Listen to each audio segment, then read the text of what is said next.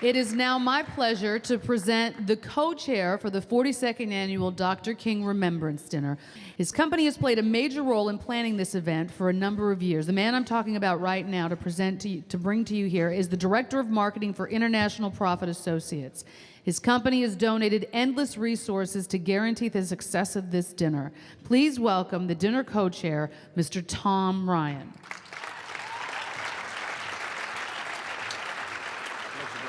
Thank you.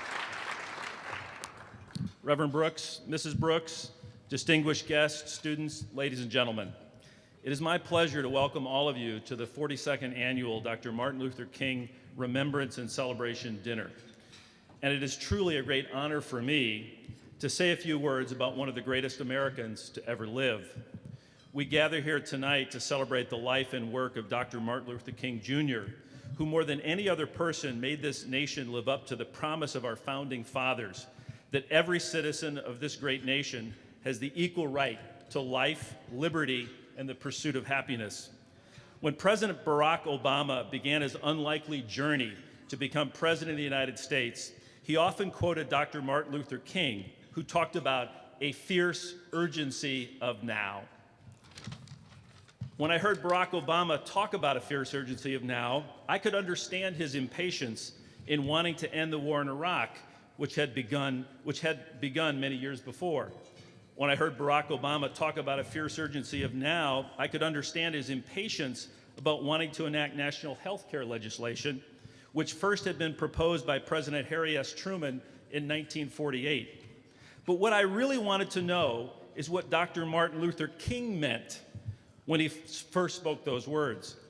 Dr. King spoke about a fierce urgency of now in a speech he gave at the Riverside Church in New York City on April 4th, 1967.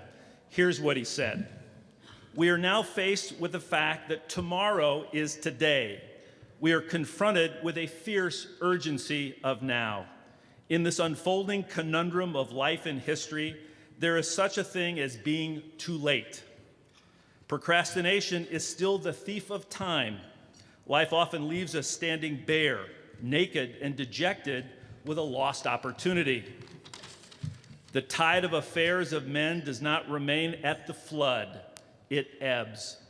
We may cry out desperately for time to pause in her passage, but time is deaf to every plea and rushes on.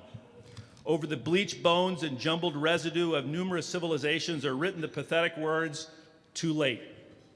There's an invisible book of life that faithfully records our vigilance or our neglect. Now let us begin. Let us rededicate ourselves to a long and bitter but beautiful struggle for a new world." Those are the words of Dr. King. Here we are today, 43 years later, and the struggle for a new world continues.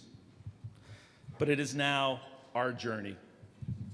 Deep within each of our hearts, there is an idea, a thought, a dream to add something, to do something good for other people or for humankind. Too often, the thief of procrastination steals from our heart these noble ideas.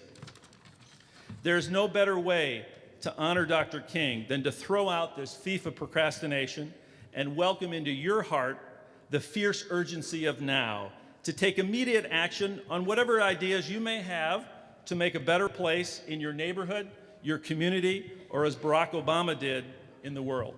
Thank you very much.